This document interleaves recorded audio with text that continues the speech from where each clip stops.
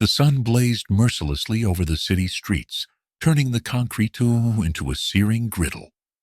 Luke trudged along the crowded sidewalks, his bare feet dodging sharp stones and trash. His matted black hair clung to his sweat-soaked forehead, and his threadbare clothes clung to his frail, malnourished frame. Every step felt heavier than the last, but hunger pushed him forward. "There has to be something I can find," Luke whispered to himself, his voice hoarse and cracking. From days without proper food or water, his stomach growled in protest, a painful reminder that he hadn't eaten anything substantial in days. He rounded a corner and spotted a line of trash cans outside a bustling restaurant.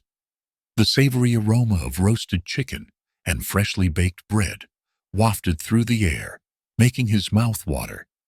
His heart quickened as he scanned the area for prying eyes. Seeing no one, he approached the first trash can, its lid already askew. Steeling himself against the sour stench, Luke rummaged through the decaying remnants of someone else's meal. He found a half-eaten sandwich wrapped in grease-stained paper and pulled it out eagerly. Before he could take a bite, a booming voice startled him. "Hey, kid! Get away from my restaurant!" A burly man shouted, emerging from the back door with an apron covered in grease stains. His face twisted in disgust. "You're scaring off my customers with your stink." Luke backed away, nearly stumbling. I'm sorry, sir. I was just hungry. I haven't eaten in—" "I don't care," the man barked, stepping forward menacingly. "Go beg somewhere else, and don't let me catch you here again." Tears stung Luke's eyes as he clutched the sandwich tightly. Before the man could call the police, he turned and ran, his weak legs barely carrying him to the next block. He collapsed against the wall of an abandoned building, his chest heaving and his throat tight with frustration. "Why does no one ever help?" he muttered, swallowing back a sob. "Am I really worth nothing?" As he sat there, trying to compose himself, the sound of an engine caught his attention. A sleek black car pulled up to the curb a few feet away, its tinted windows gleaming under the sun. Luke's first instinct was to run, but he was too tired to move. The driver's side window rolled down smoothly, revealing a man with slicked-back silver hair, a sharp suit, and an unnerving smile. His eyes scanned Luke from head to toe, as though sizing him up. "You there, boy?" the man called out, his voice smooth but carrying an undertone Luke couldn't quite place. "Are you lost?" Luke hesitated, his mind racing. Was this man dangerous, or could he be the answer to his desperate prayers? I live nearby," Luke lied, his voice barely audible. The man chuckled. "Nearby, you say? Well, you don't look like someone who has much of a home." His gaze sharpened. "Tell me, boy, have you eaten today?" Luke shook his head, his stomach growling audibly, as if in response. The man's smile widened, but it didn't reach his eyes. "I'm hosting a grand party at my mansion tonight," the man continued. "Food, music, the finest company. I could use someone like you, someone with an interesting story to tell. Would you like to come?" Luke blinked, confused. "Why would you want me at your party?" "Oh, let's just say I have a fondness for surprises," the man replied cryptically. "What do you say, boy? A warm meal, a roof over your head, if only for one night." Luke's instincts screamed at him to decline, but the gnawing hunger in his belly silenced his doubts. "Okay," he said hesitantly, "I'll come." The man gestured to the passenger door. "Good. Get in. You can call me Mr. Matthew." Luke stepped into the car, the luxurious leather seats feeling foreign under his grime-covered hands.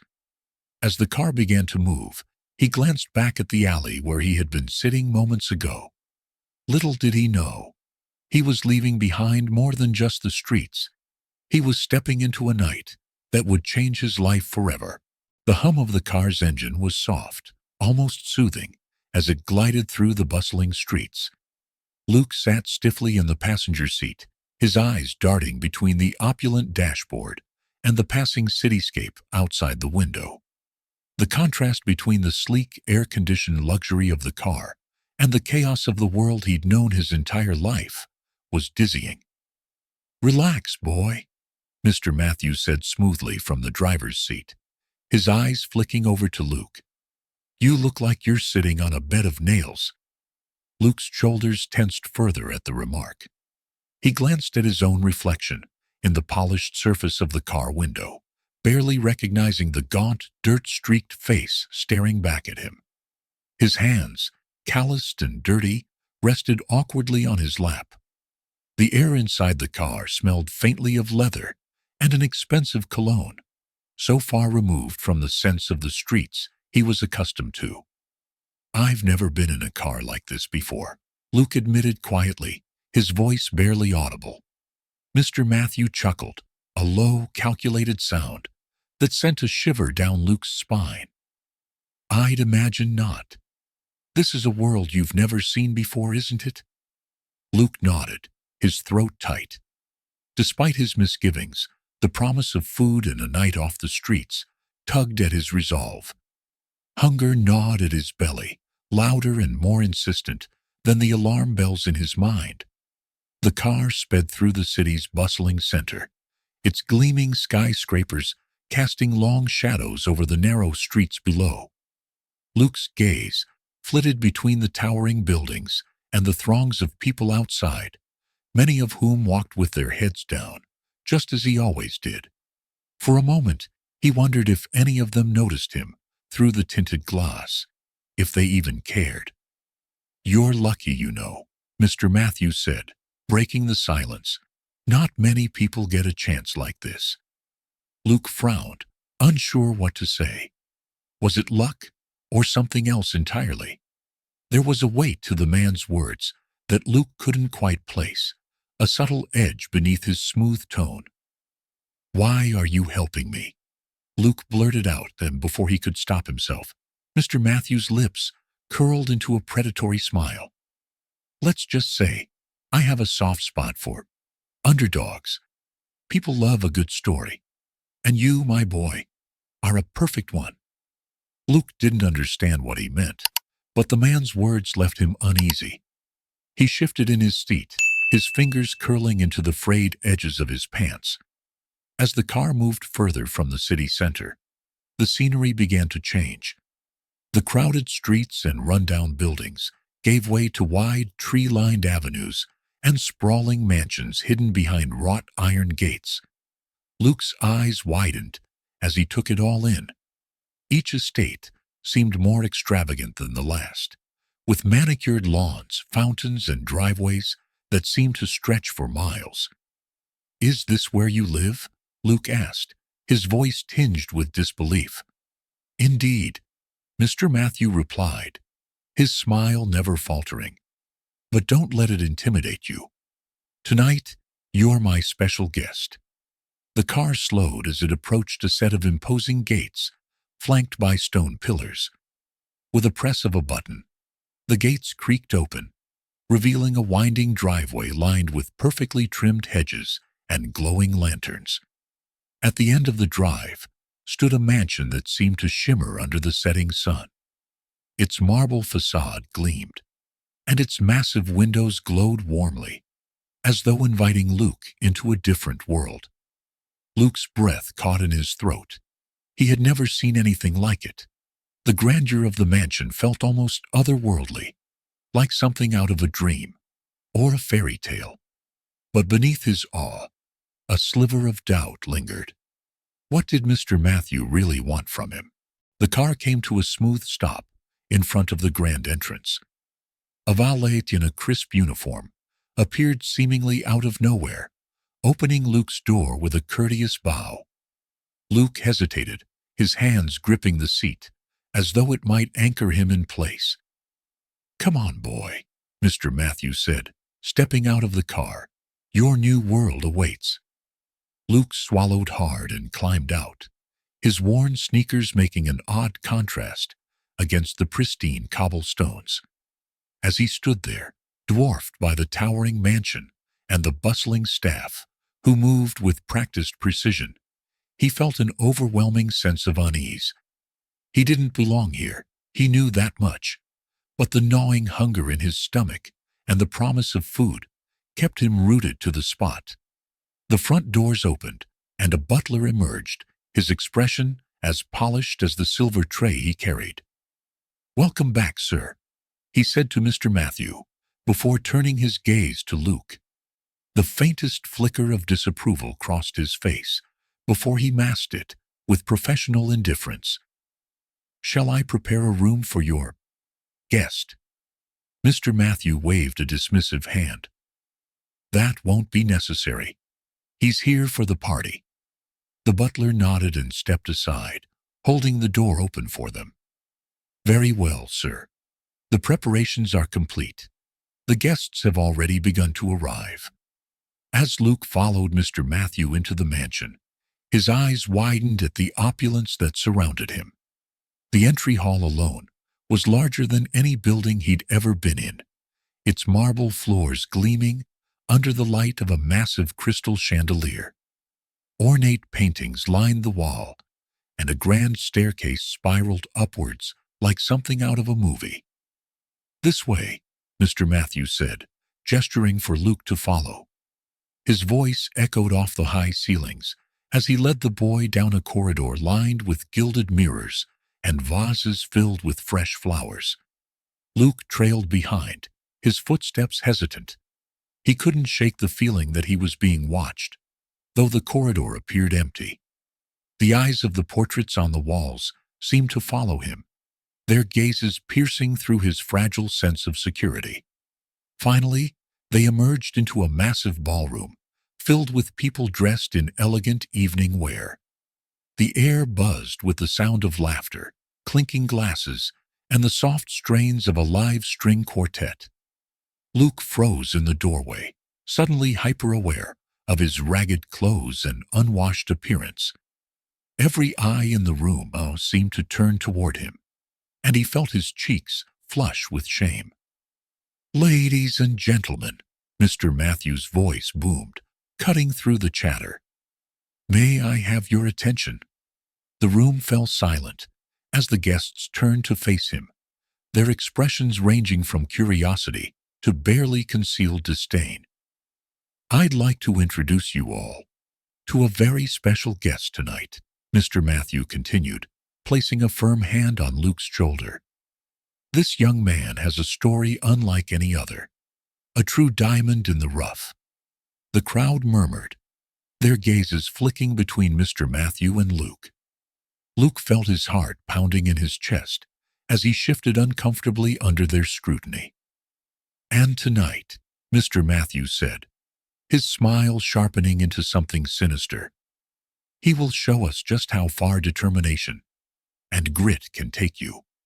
The room erupted into polite applause, but Luke couldn't shake the feeling that something was very, very wrong. As he stood there, dwarfed by the grandeur of the mansion and the watchful eyes of the crowd, a single thought echoed in his mind. "What have I gotten myself into?" The applause rippled through the ballroom, faint and polite, as though the guests were acknowledging a performance rather than welcoming a person. Luke stood frozen in place, his thin frame and tattered clothes starkly out of place among the glittering gowns and tailored suits that surrounded him.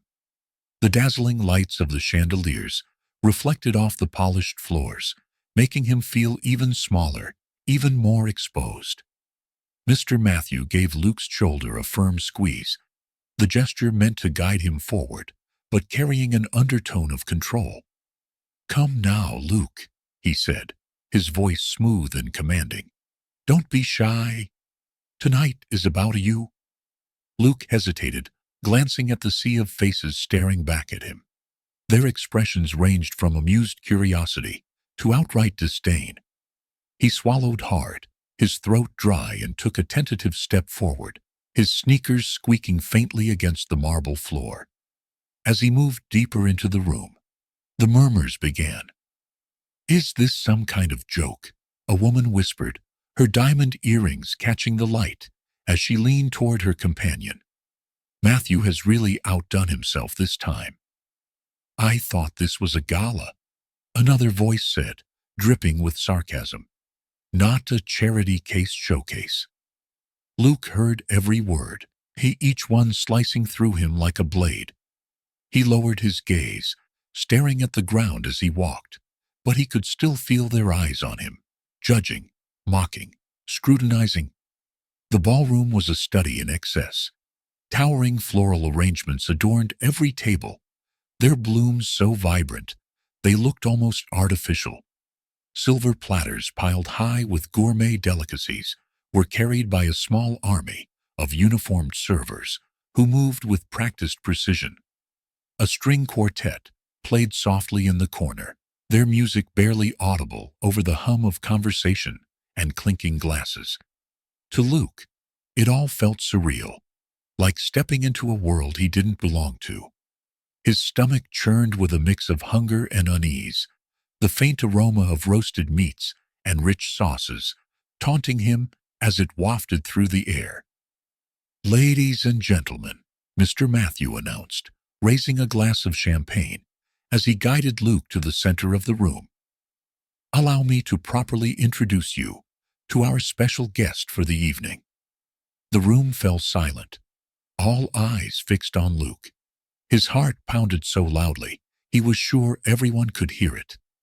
"This young man," Mr. Matthew continued, his voice dripping with feigned warmth, "is a testament to the resilience of the human spirit. A boy from the streets, surviving against all odds. Isn't that right, Luke?" Luke's mouth opened, but no words came out. He felt paralyzed under the weight of their collective gaze, his mind racing as he tried to process the situation. "Tell them, Luke," Mr. Matthew urged, his smile tightening. "Tell them how you came to be here tonight." Luke began, his voice barely above a whisper. "I was looking for food." The crowd erupted into laughter, sharp and cutting. Luke's cheeks burned with humiliation, but he pressed on, determined to explain himself. "I didn't mean to cause any trouble," he said, his hands clenching into fists at his sides. "I was just—" "That's quite enough," Mr. Matthew interrupted, his tone firm, but still laced with that unsettling charm. "No need to dwell on such unpleasant details. After all, tonight is a celebration." The crowd clapped again, the sound hollow and mocking. Luke glanced around, his chest tightening, as he realized there was no escape from their judgment. A waiter appeared at Luke's side, holding a tray with a single glass of champagne. "For you, young sir," the man said, his voice carefully neutral. Luke hesitated, then reached for the glass with trembling hands. The crystal felt foreign in his grip, its delicate weight a stark contrast to the plastic bottles and tin cans he was used to scavenging. "To Luke," Mr. Matthew declared, raising his own glass high. "A boy with a story to tell, and the courage to tell it." The guests raised their glasses, their movements synchronized and almost mechanical. Luke took a cautious sip, the bubbly liquid fizzing on his tongue. It tasted strange, almost bitter, and he set the glass down quickly. As the night wore on, the true nature of the event became increasingly clear. Luke was not a guest of honor. He was the evening's entertainment. Guests approached him one by one, their questions invasive and demeaning. "Have you ever stolen anything?" a woman asked, her tone sickly sweet. "Be honest now." Luke shook his head, his voice barely audible. "No, ma'am." "Really?" the woman said, her smile sharp. "Not even once." "I find that hard to believe." Another man stepped forward, swirling his drink as he spoke. "Tell me, boy, do you even know what champagne is? Or is this your first time tasting something that isn't, what, gutter water?" The crowd laughed, and Luke's fists clenched at his sides. He wanted to scream, to run, to disappear, but he knew he couldn't. Not yet. "Matthew," someone called out from across the room. "What's next? Are we going to auction him off?" The joke elicited uproarious laughter, and Mr. Matthew raised a hand to silence them, his smile widening. "Patience, my friends," he said. "The night is still young. I have a special surprise planned for our guest. A little test of skill, if you will." Luke's stomach twisted with dread as Mr. Matthew led him toward a small stage at the edge of the ballroom. A narrow wooden platform had been set up, its surface unsteady and slick with wax. Beside it, a waiter stood holding a tray stacked with champagne glasses. "The rules are simple," Mr. Matthew explained, addressing the crowd. "Luke will carry this tray across the platform without spilling a single drop. If he succeeds, he'll win." He paused for dramatic effect, his smile turning cruel. "A substantial reward." "And if he fails?" someone called out, their voice tinged with malicious glee. "Well," Mr. Matthew said, his smile never wavering, "we'll just have to see, won't we?" The crowd cheered, their enthusiasm unnerving. Luke stared at the platform, his pulse racing. It wasn't just narrow, it was precariously elevated, its edges lined with fragile champagne flutes that would shatter at the slightest misstep. "Do you think you can do it, Luke?" Mr. Matthew asked, his voice dripping with condescension. Luke looked at the tray, then at the platform, then back at Mr. Matthew. He didn't trust the man. He didn't trust any of them. But what choice did he have? "I'll try," Luke said, his voice steady despite the fear gnawing at him. "Excellent," Mr. Matthews said, clapping his hands. "Let's give our young friend a chance to shine." The room erupted into applause as Luke stepped onto the platform, the tray wobbling slightly in his grip. He took a deep breath, his eyes focused on the far end. Each step felt like a battle, the platform creaking beneath his weight. The room fell silent, the tension palpable as the guests watched Luke's every move.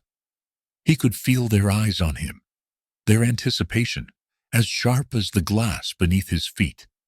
As he neared the halfway point, the platform wobbled violently, and Luke's heart leapt into his throat. He froze, steadying the tray, as the crowd gasped. Someone laughed, a cruel, sharp sound that only spurred Luke on. "You can do this," he thought, his determination hardening. Just a few more steps. But as he reached the final stretch, a deliberate shove from a nearby guest sent the platform swaying wildly. Luke's knees buckled, and the tray tipped dangerously. But somehow he managed to keep his balance. The room erupted into applause as Luke stepped off the platform, his chest heaving with relief. For a brief moment, he allowed himself to feel pride. But then Mr. Matthew approached, his smile razor-sharp.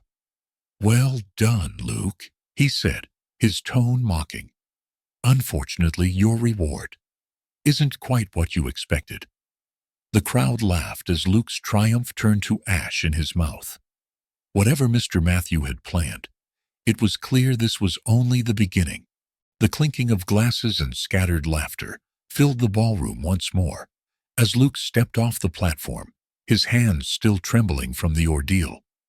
Though he had managed to complete the challenge without spilling a drop, the sense of accomplishment was fleeting.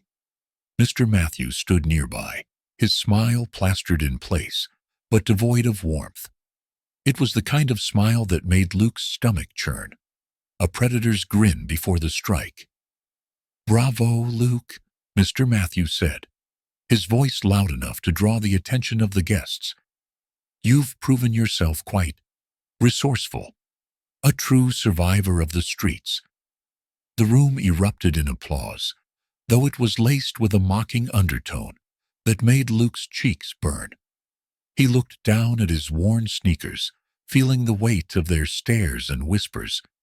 This wasn't celebration. It was spectacle, and he was the main attraction. Mr. Matthew stepped forward, raising his hands to quiet the room. Ladies and gentlemen, I hope you're enjoying the entertainment so far. But the night is young, and our guest of honor still has much to show us. Luke felt his chest tighten. What else could they possibly want from him? He glanced around the room, hoping to find an ally, someone who might put a stop to this cruel charade. But all he saw were faces filled with amusement, curiosity, or indifference. No one here was on his side. Now, Luke, Mr. Matthew continued, his tone dripping with condescension. Since you've proven yourself quite agile, let's see how well you handle a more interactive challenge. A waiter appeared, pushing a small cart covered with a velvet cloth. With a flourish, Mr. Matthew removed the cloth, revealing a collection of items: a blindfold, a bowl of marbles, and several small, delicately balanced towers of champagne glasses. The crowd leaned in, their interest piqued. Luke's heart sank as Mr. Matthew picked up the blindfold and turned to face him. This, my dear guests, is a game of precision and trust, Mr. Matthew announced, holding the blindfold up for all to see. Our young friend here will navigate an obstacle course, blindfolded of course, while balancing a tray of marbles, and if even one marble falls— He paused, his smile widening. Well, let's just say it won't end well. The guests laughed, their cruel amusement echoing through the hall. Luke's stomach churned, and he clenched his fists at his sides. He wanted to refuse, to walk away from this humiliating spectacle, but the thought of leaving empty-handed, of returning to the streets with nothing, kept him rooted in place. Don't look so nervous, Luke, Mr. Matthew said, stepping closer and draping the blindfold around his neck. It's all in good fun. And who knows? If you succeed, there might just be a handsome reward waiting for you. Luke swallowed hard, his mouth dry. He didn't believe a word of it, but he nodded anyway. What choice did he have? The crowd cheered as Mr. Matthew tied the blindfold over Luke's eyes, plunging him into darkness. The fabric smelled faintly of cologne, and something else, something metallic and sharp, like a warning. Can you see anything, Luke? Mr. Matthew asked, his voice smooth and taunting. No, sir, Luke replied, his voice barely above a whisper. Excellent, Mr. Matthew said. Now, hold out your hands. Luke obeyed, his fingers trembling, as Mr. Matthew placed the tray of marbles in his grasp. The tray was heavier than it looked, the marbles rolling slightly with every movement. Remember, Mr. Matthew said, leaning in close, not a single marble must fall. The room fell silent as Luke took his first tentative step. The tray wobbled in his hands, and he instinctively tightened his grip, causing the marbles to clink against each other. He could hear the faint hum of conversation and the occasional stifled laugh, but his focus was entirely on the tray and the unseen obstacles ahead. Careful, Luke, Mr. Matthew called out, his voice carrying an edge of mockery. Wouldn't want to make a mess. Luke moved slowly, each step a calculated risk. The floor beneath him felt slick, as if someone had deliberately polished it to make the challenge even harder. He shuffled forward, his arms aching from the strain of holding the tray steady. As he neared what he assumed was the first obstacle, a sudden burst of laughter from the crowd made him falter. One of the marbles rolled dangerously close to the edge of the tray, and Luke froze, his breath hitching. "You've got this, Luke," someone shouted, their tone dripping with sarcasm. Luke gritted his teeth and adjusted his grip, his determination hardening. He wouldn't let them see him fail. He wouldn't give them the satisfaction. Step by step, Luke made his way through the course.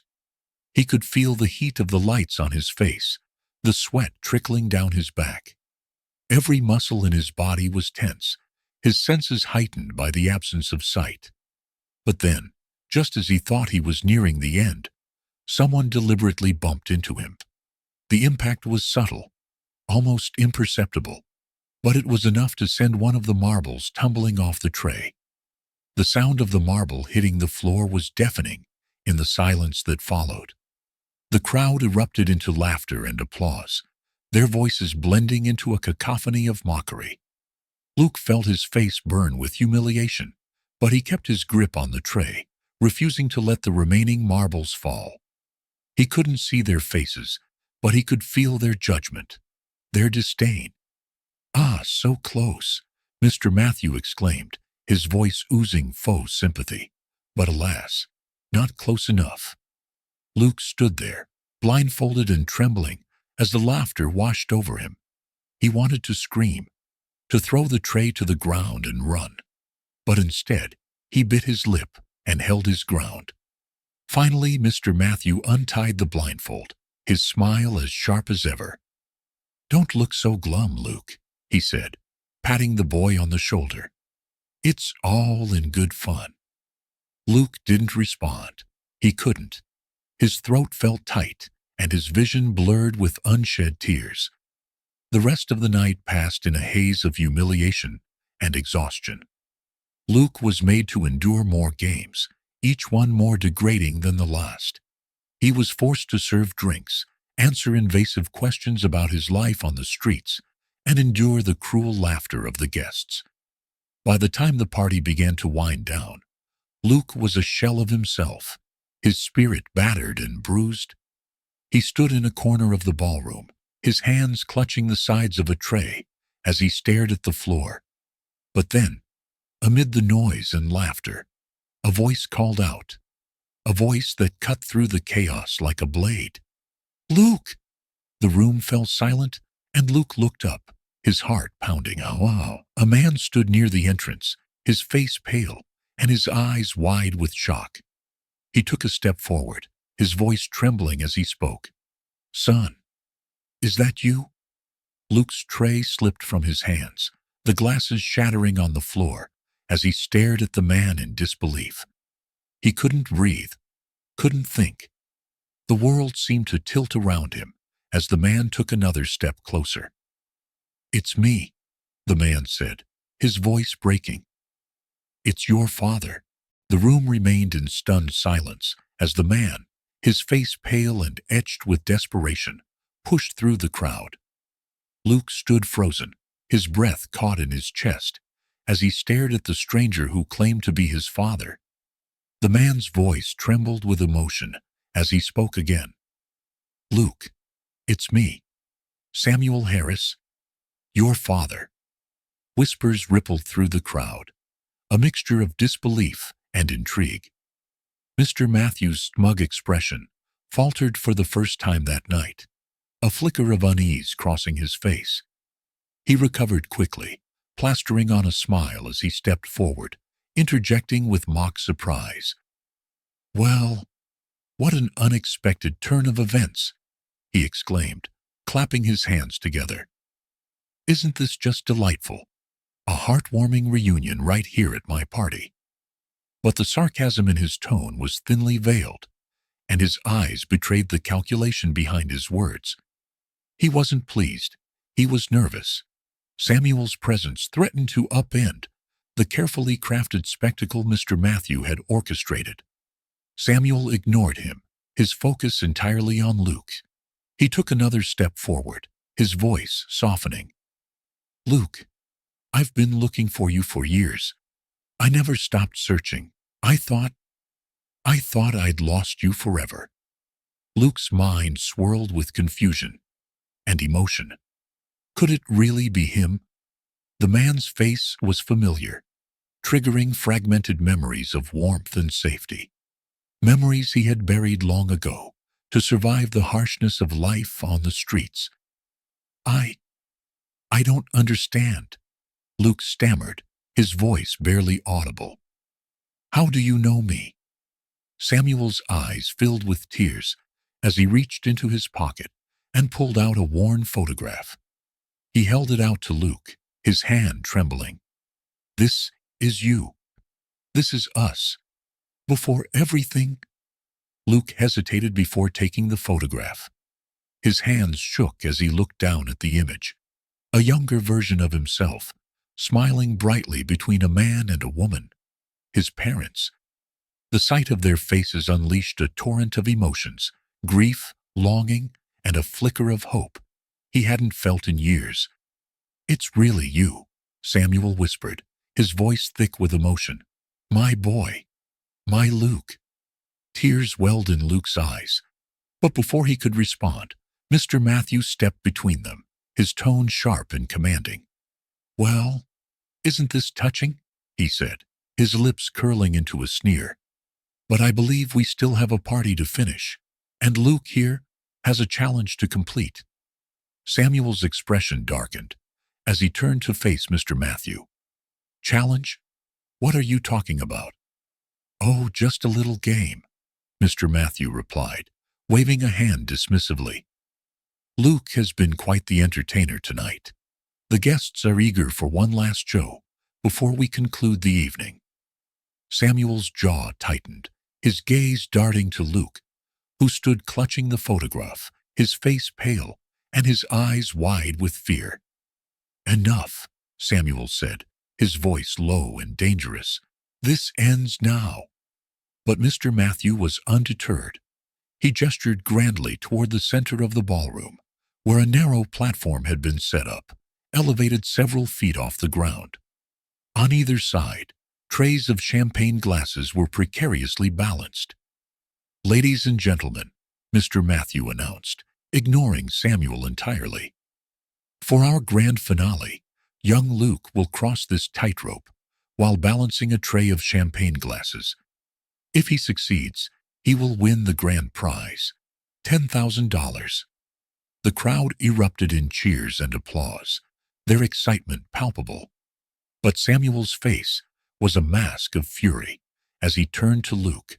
"You don't have to do this," he said firmly, placing a hand on Luke's shoulder. "You don't owe these people anything." Luke's heart pounded in his chest. He wanted to run, to escape this nightmare and disappear into the night. But the weight of the photograph in his hand grounded him. For years, he had dreamed of being reunited with his family, of finding a way out of the darkness. And now, that dream was within reach. If he could just complete this one challenge, he would have the money to leave the streets behind forever.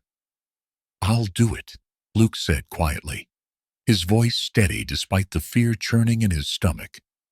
"I have to." Samuel's eyes filled with anguish, but he didn't argue.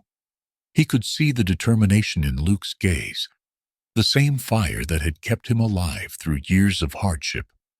Reluctantly, he stepped back, his fists clenched at his sides. The room buzzed with anticipation as Luke approached the platform. The narrow beam wobbled slightly under the weight of his first step, and the champagne glasses on the trays at either end glinted under the chandeliers. He took a deep breath, his focus narrowing to the task at hand. One step, then another. Each movement was slow and deliberate, the sound of his heartbeat drowning out the murmurs of the crowd. Sweat dripped down his forehead as he reached the first tray, carefully picking it up and balancing it in his trembling hands.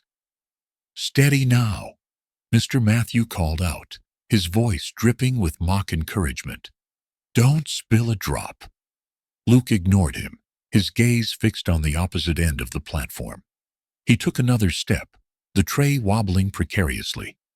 The crowd held their breath, the tension in the room thick enough to cut with a knife. Halfway across, disaster struck. A sudden burst of laughter from the crowd startled Luke, and the platform swayed beneath him. The tray tilted, and one of the champagne glasses slid toward the edge. "No!" Luke gasped, adjusting his grip just in time to catch the glass before it fell. The crowd erupted in applause, their cheers a mixture of genuine admiration and cruel amusement. "You're almost there, Luke," Mr. Matthew taunted. Just a few more steps. Luke gritted his teeth, his legs trembling from the strain. He focused on his breathing, each exhale steadying his nerves. Step by step, he inched closer to the end of the platform. The champagne glasses clinked together, threatening to topple with every movement. But Luke refused to falter. Finally, after what felt like an eternity, he reached the other side. The room exploded into applause as he placed the tray on the table, his chest heaving with relief. "You did it, Luke," someone shouted, their voice lost in the cacophony of cheers. But Luke's victory was short-lived. As he stepped off the platform, Mr. Matthew approached, his smile cold and calculating. "Well done, my boy," he said, his tone as sharp as a blade. "But I'm afraid there's been a misunderstanding. You see, the prize money was just a little incentive. There's no actual reward." The cheers died down, replaced by a stunned silence. Luke's breath caught in his throat as Mr. Matthew turned away, addressing the crowd. "Let this be a lesson, everyone," he said, spreading his arms wide. "A little effort can go a long way, but not all efforts are rewarded." The room erupted in laughter, but it was hollow, tinged with unease. Samuel stepped forward, his face a mask of cold fury. "You'll regret this," he said, his voice low and deadly. "I promise you." And with that, he took Luke by the hand and led him out of the ballroom, leaving the stunned crowd and a furious Mr. Matthew behind. The laughter from the ballroom echoed in Luke's ears as Samuel led him away, his grip firm but not harsh. Luke's heart was heavy, his mind swirling with confusion and humiliation. The warmth of Samuel's hand was unfamiliar, almost alien. After years of loneliness, they pushed through the grand hallways of Mr. Matthew's mansion, past ornate paintings and gilded mirrors that seemed to mock Luke with their opulence. Luke's small hand clutched the photograph of his younger self, the image of fragile connection to a life he could barely remember. Samuel finally stopped, pulling Luke into a quiet alcove, away from the prying eyes of the guests. He knelt down to Luke's level, his face a mixture of concern, sorrow, and restrained fury. "Luke," he began, his voice soft but intense, "are you all right?" Luke blinked back tears, his throat tightening as he struggled to find the words. I don't know," he whispered, his voice trembling. "Why did he do that? Why did they laugh at me?" Samuel's jaw tightened, and for a moment he closed his eyes, as if trying to contain the storm of emotions raging inside him. When he opened them again, his gaze was steady and filled with determination. "Because they're cruel," he said simply. "They don't see you for who you truly are. But I do. And I promise you, they'll never hurt you again." Before Luke could respond, a voice called out from behind them, a voice that carried a mixture of authority and urgency. "Samuel Harris, is that really you?" Samuel turned sharply, his body instinctively positioning itself protectively in front of Luke. A man in a finely tailored suit approached, his face alight with recognition and confusion. "It is you," the man said, his voice softer now. "I thought I recognized you earlier, but couldn't believe it. What are you doing here?" Samuel straightened, his expression unreadable. "Thomas," he said curtly. "It's been a long time." Thomas glanced at Luke, his brow furrowing as realization dawned. Is he your—" "Yes," Samuel said firmly, cutting him off. "This is my son, Luke." Thomas's eyes widened, darting between Samuel and Luke. "My God," he breathed. "All these years, and you finally found him. Samuel, that's incredible." Samuel's expression hardened. "Incredible is not the word I'd use to describe tonight," he said coldly. "What I saw back there, the way these people treated my son, was despicable. Thomas flinched, guilt flashing across his face. "I didn't know," he said quickly. "I swear, I had no idea who he was. If I had—" Samuel raised a hand, silencing him. "It doesn't matter what you would have done. What matters is that it happened, and I will make sure it never happens again." Luke watched the exchange in silence, his heart pounding in his chest. He didn't fully understand the history between the two men, but he could sense the weight of their unspoken words. For the first time that night, a spark of hope flickered within him. Samuel's fierce determination was both comforting and terrifying. Comforting because it felt like someone was finally on his side, and terrifying because he didn't know what it meant for his future. Back in the ballroom, Mr. Matthew was holding court among the remaining guests, his laughter forced and brittle as he tried to downplay the disruption Samuel had caused. "Ladies and gentlemen," he said, raising a glass of champagne, "let's not dwell on tonight's unexpected drama. After all, we're here to enjoy ourselves, aren't we?" The guests murmured their agreement, though the energy in the room was noticeably subdued. The spectacle of Luke's humiliation had lost its luster in the wake of Samuel's furious exit. But before Mr. Matthew could regain full control of the room, the grand double doors of the ballroom swung open with a loud creak. All heads turned as Samuel strode in, his presence commanding and undeniable. Luke followed close behind, his small frame dwarfed by his father's imposing figure. The room fell silent, the tension palpable. Mr. Matthew's smile faltered, and his eyes narrowed as he stepped forward to meet Samuel. "Ah, Mr. Harris," he said, his voice oozing false charm. "I see you've decided to return. How delightful. Can I offer you a drink? Perhaps a seat?" "Enough," Samuel interrupted, his voice like thunder. "We both know why I'm here." Mr. Matthew's smile twisted into a sneer. "Do we? Because from where I'm standing, it looks like you're trying to steal the spotlight at my party." Samuel took another step forward, his eyes blazing. "This isn't about your party, Matthew. This is about your cruelty, your exploitation, and your complete lack of humanity." Gasps rippled through the crowd, the guests shifting uncomfortably as Samuel's words echoed in the cavernous room. "Do you think I don't know what you've been doing?" Samuel continued, his voice rising. "Parading my son in front of your guest like some sideshow attraction? Using his pain, his hunger, his desperation as a source of entertainment? You should be ashamed." Mr. Matthew's face reddened, and he opened his mouth to retort, but Samuel cut him off. "And you," Samuel said, turning to the assembled guests. His gaze swept over them, sharp and unyielding. "You laughed, you cheered, you encouraged this.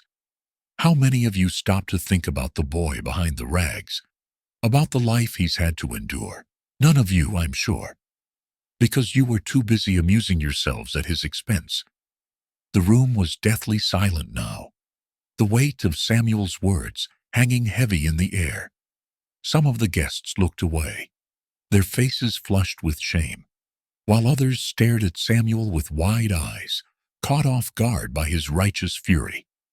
Luke stood beside his father, his small hands clenched into fists.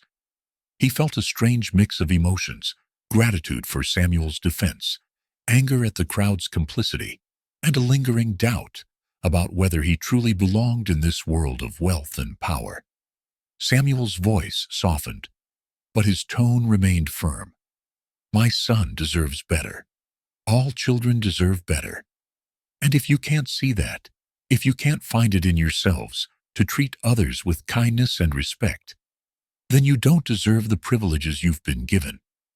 With that, Samuel turned to Luke, placing a hand on his shoulder. "Come on, son," he said gently. "Let's go home." Luke hesitated for a moment, his gaze lingering on the stunned faces of the crowd. Then he nodded, his resolve strengthening. Together they walked out of the ballroom, leaving the guests and Mr. Matthew in silence.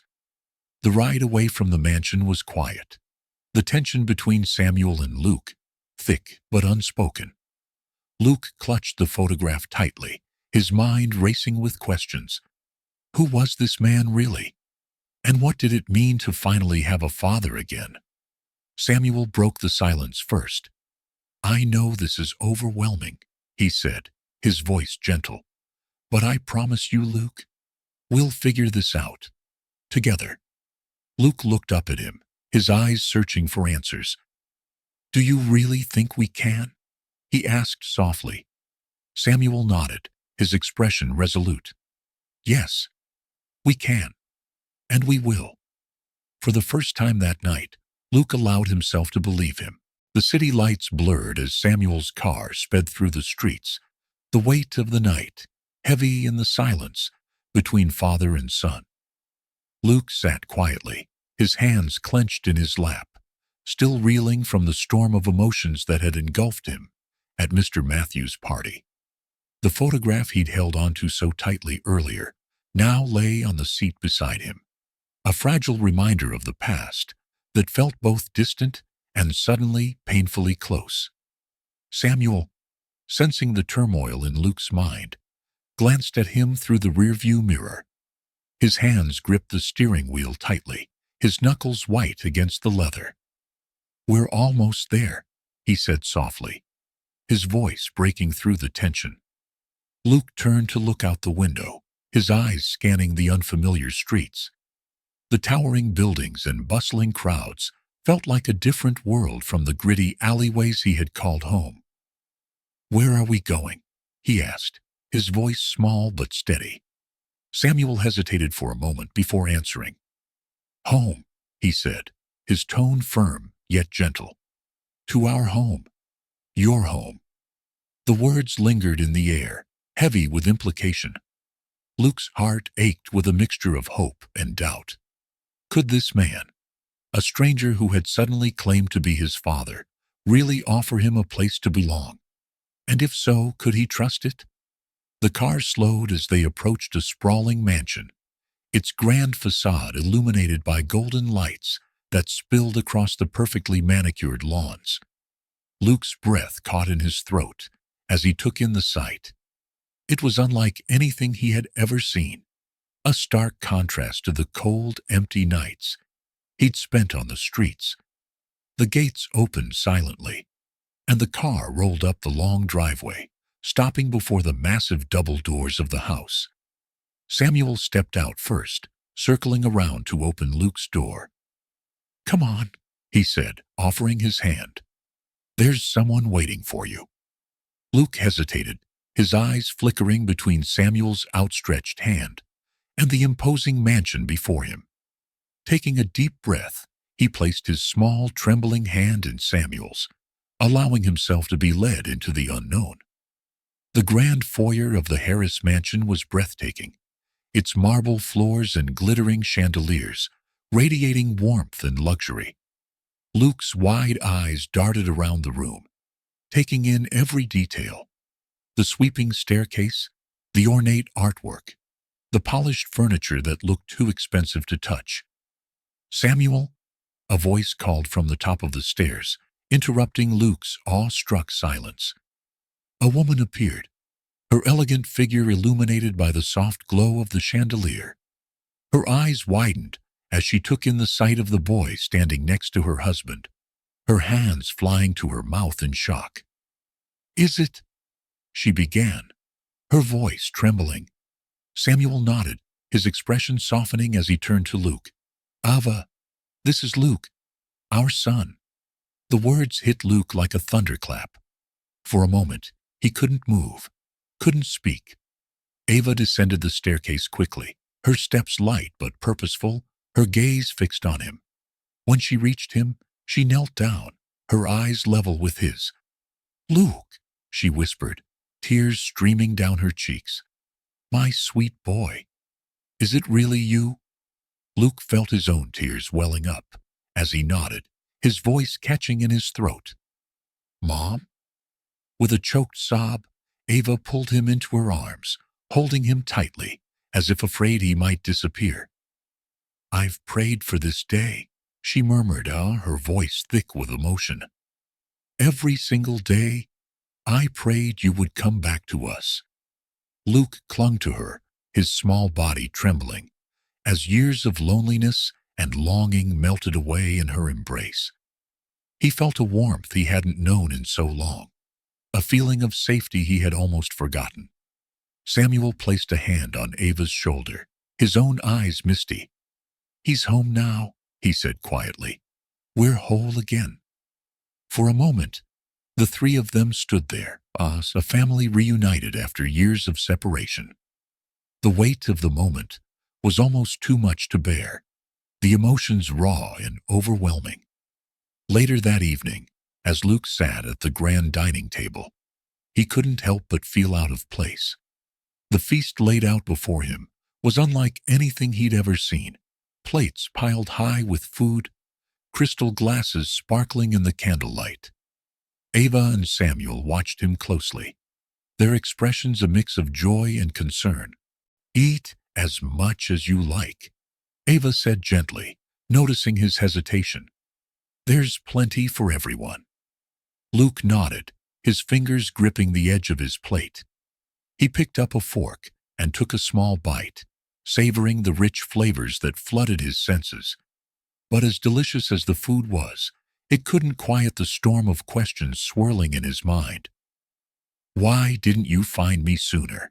he blurted out suddenly, his voice cutting through the silence. Ava's face fell, and Samuel leaned forward, his expression serious.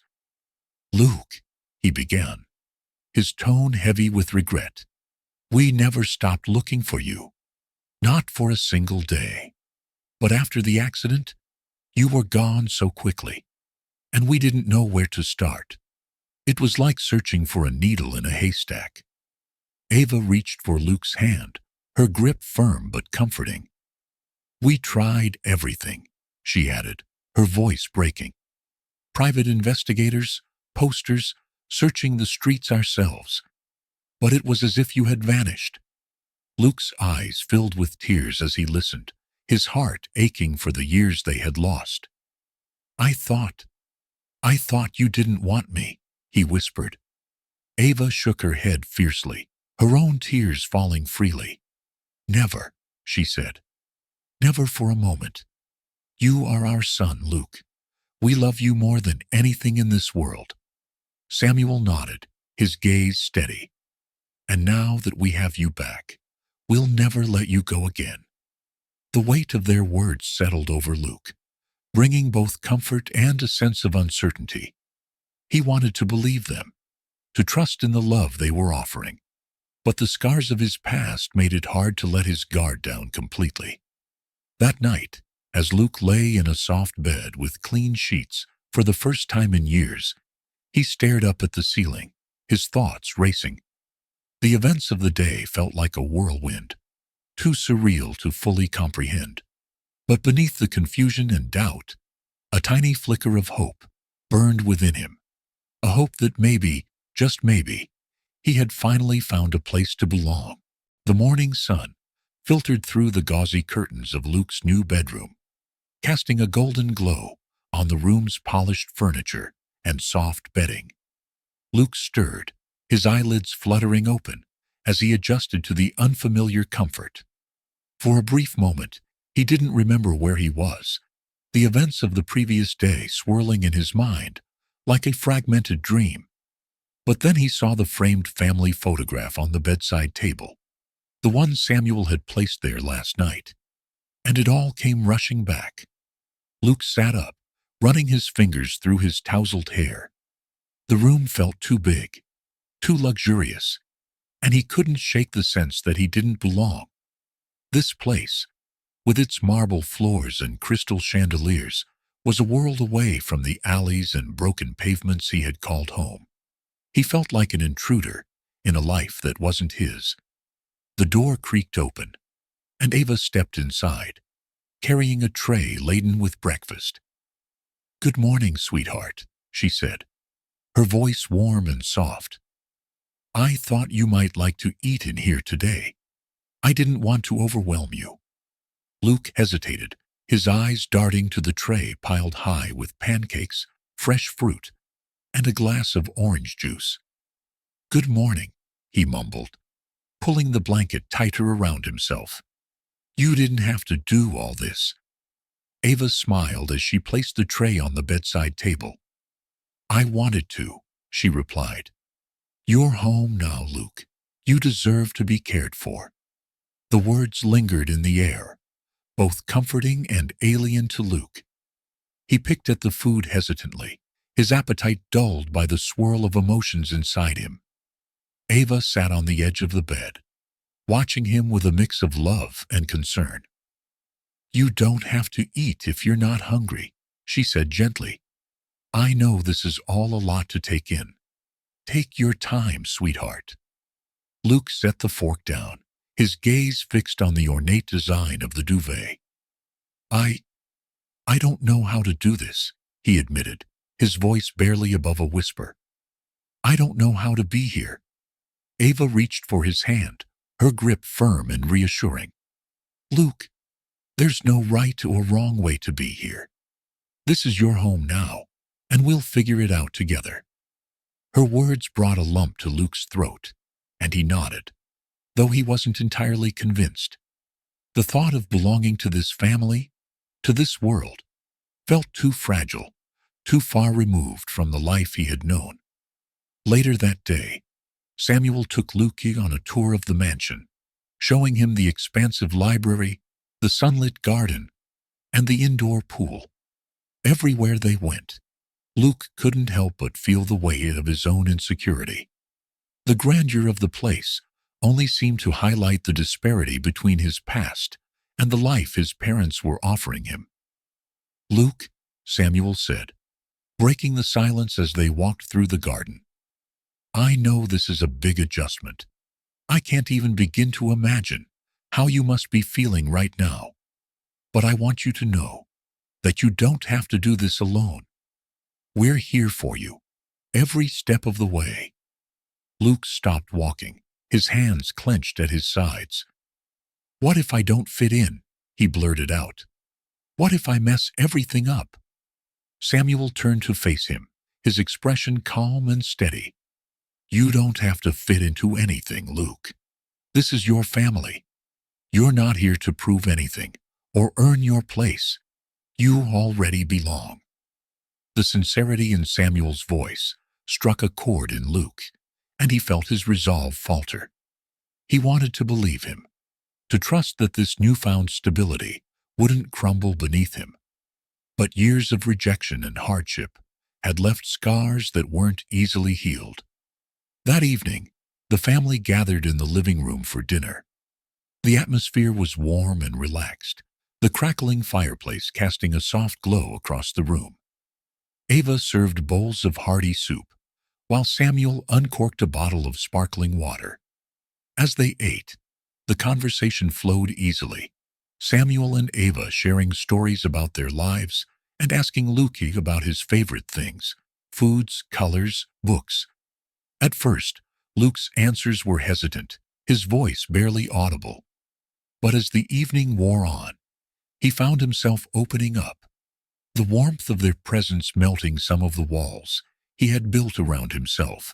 "I used to like drawing," Luke said suddenly, surprising even himself. "I used to sketch in the park before." He trailed off, the memories too painful to finish. Ava reached across the table, placing her hand over his. "You can draw again, Luke," she said gently. "We can get you all the supplies you need. I'd love to see your sketches." Luke nodded, a small smile tugging at the corners of his mouth. For the first time in a long while, he allowed himself to imagine a future, a life beyond mere survival. The days that followed were a whirlwind of new experiences. Ava took Luke shopping for clothes, guiding him through racks of neatly folded shirts and jeans, while he marveled at the sheer abundance. Samuel introduced him to the staff, who maintained the mansion, all of whom greeted him warmly, their kindness putting him at ease. One afternoon, as Luke wandered through the library, he stumbled upon a collection of books about street children and social justice. He pulled one from the shelf, its title catching his eye. From Homeless to Hopeful, Stories of Resilience. Flipping through the pages, he found himself captivated by the stories of others who had faced similar struggles and found ways to rebuild their lives. When Samuel found him later, engrossed in the book, he smiled. "Interesting read?" he asked, settling into a nearby armchair. Luke looked up, his eyes bright with curiosity. "Yeah," he said. "It's amazing how some people, they go through so much, but they still find a way to help others." Samuel nodded thoughtfully. "Kindness has a way of creating ripples, Luke. Sometimes the smallest act can change someone's life." The words stayed with Luke, planting a seed of inspiration in his mind. That night, as he lay in bed, he couldn't stop thinking about the children he had left behind on the streets. The faces of his friends, the ones who hadn't been as lucky as him, haunted his thoughts. There had to be a way to help them, he thought. There had to be something he could do. One morning, over breakfast, Luke finally voiced the idea that had been simmering in his mind. "What if we started something to help other kids?" he asked, his words tumbling out in a rush. "Like a shelter, or a place where they can feel safe." Ava and Samuel exchanged a glance, their expressions a mixture of surprise and pride. "That's a wonderful idea, Luke," Ava said, her voice filled with emotion. "We've wanted to give back for a long time, but we didn't know where to start. Maybe this is the answer." Samuel nodded, his gaze steady. "If this is something you're passionate about, Luke, we'll support you every step of the way." The spark of hope in Luke's chest grew into a flame, illuminating a path he hadn't dared to consider before. For the first time, he felt a sense of purpose, a reason to channel the pain of his past into something meaningful. As they began brainstorming ideas for the project, Luke felt the first stirrings of a new chapter in his life, a chapter defined not by struggle, but by the power of hope, love, and resilience. The Harris mansion bustled with a newfound energy. The spark of an idea born at breakfast had ignited a whirlwind of activity. Luke, now feeling a growing sense of belonging within his family, dove headfirst into brainstorming for the foundation.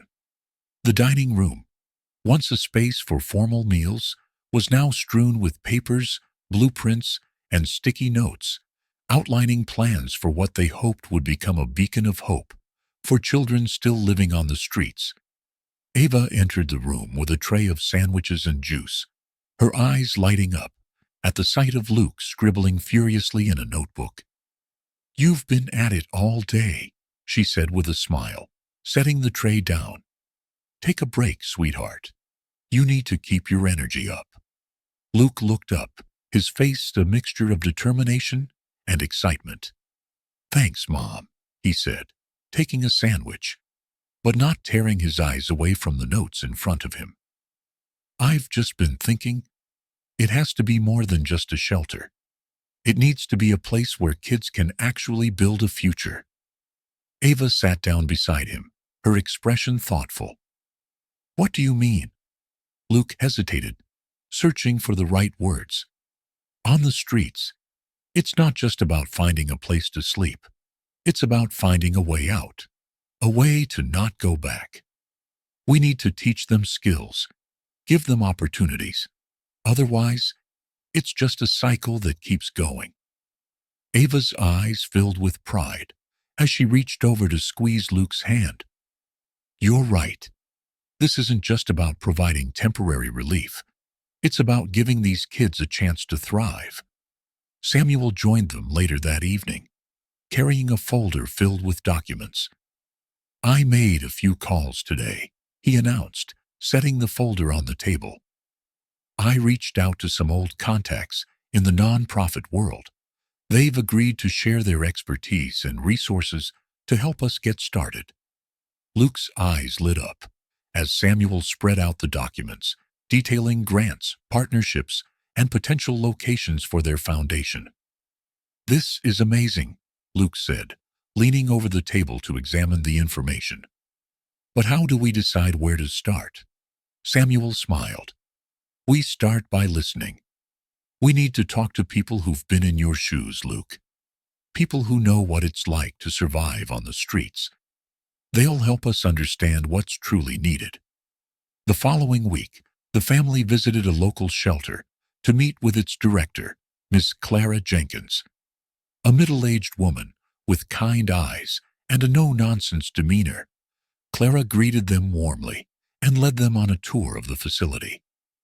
"This is where it starts," Clara explained as they walked through the dormitories, classrooms, and dining area.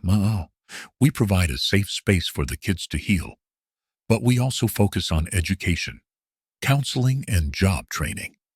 It's not just about survival. It's about breaking the cycle." Luke listened intently, his mind racing with ideas. "Do you ever feel like it's not enough?" he asked, his voice tinged with uncertainty. "Like there's so much more you could be doing?" Clara stopped and looked at him with a gentle smile. "All the time," she admitted. "But you have to remember that even the smallest steps make a difference. Every child we help is one less child lost to the streets. You're going to feel overwhelmed at times, Luke, but don't let that stop you. Focus on the lives you're changing, one at a time." Her words resonated deeply with Luke, easing some of the doubts that had been nagging at him. As they left the shelter that evening, he felt a renewed sense of purpose. Back at the mansion, the family gathered around the dining room table to discuss what they had learned. "We need to find a place where the kids can feel safe, but also where they can learn and grow," Luke said, his voice firm. "Somewhere that feels like home." Samuel nodded. "I've already started looking at properties. There's an old school building in the city center that might be a good fit. It's run down, but it has potential." The next day, the family visited the property. The school, though neglected and overgrown, had an undeniable charm. Its large classrooms, expansive courtyard, and central location made it an ideal candidate for their foundation. Luke wandered through the halls, imagining the transformation that could take place. "This is it," he said finally, his voice filled with conviction. "This is where it begins." Renovations began soon after, turning the dilapidated building into a vibrant, welcoming space. Luke was heavily involved in every step of the process, from choosing paint colors for the walls to designing the recreational areas. He wanted every detail to reflect the hope and dignity the foundation sought to provide. One afternoon, as Luke painted a mural in one of the classrooms, Ava walked in with a camera. "Smile," she said, snapping a photo of him mid-stroke. Luke grinned, wiping his hands on his overalls. "You're documenting everything?" "Of course," Ava replied. "One day you'll look back on this and see how far you've come." Luke paused, looking around the room. "It's not just about me, Mom," he said quietly. "This is about all the kids who don't have a place like this yet. I just want to make them feel seen." Ava's eyes filled with tears as she hugged him. "You're doing something incredible, Luke. Don't ever doubt that." As the opening day approached, Luke began to feel the weight of responsibility pressing down on him. Late one night, he found himself sitting on the porch, staring out at the star-filled sky. Samuel joined him, carrying 2 mugs of hot chocolate. "Couldn't sleep?" Samuel asked, handing Luke a mug. Luke shook his head. "What if it's not enough, Dad? What if we don't make the impact we're hoping for?" Samuel placed a reassuring hand on Luke's shoulder. "Son, the fact that you're even trying already makes a difference. You're giving these kids something they never had before. A chance." That's all anyone can ask for. Luke nodded, his father's words soothing his fears. He took a sip of hot chocolate, letting the warmth spread through him. Thanks, Dad. I'll keep trying. You've got this, Luke, Samuel said with a smile. One step at a time. When the big day finally arrived, the Harris family stood in front of the newly renovated building, its freshly painted walls gleaming in the morning sunlight. A crowd had gathered, including local officials, shelter workers, and children who would soon call the foundation home. Luke stepped up to the microphone, his heart pounding. He took a deep breath and looked out at the sea of faces. I've been where many of you are, he began, his voice steady. I know what it's like to feel invisible, to wonder if anyone cares. But I'm here to tell you that you're not alone anymore. This place, this foundation, is for you. It's a place where you can find safety, learn, and dream again. As he spoke, the crowd listened in rapt silence, his words resonating with those who had lived through similar struggles. When he finished, a wave of applause erupted, the sound filling the air with hope and promise. For the first time, Luke felt truly at peace. The foundation was more than a building.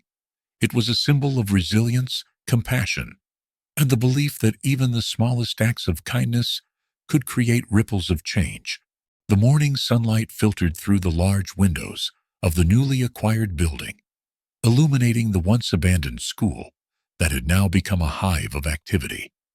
Contractors worked tirelessly, painting walls, repairing floors, and installing new fixtures.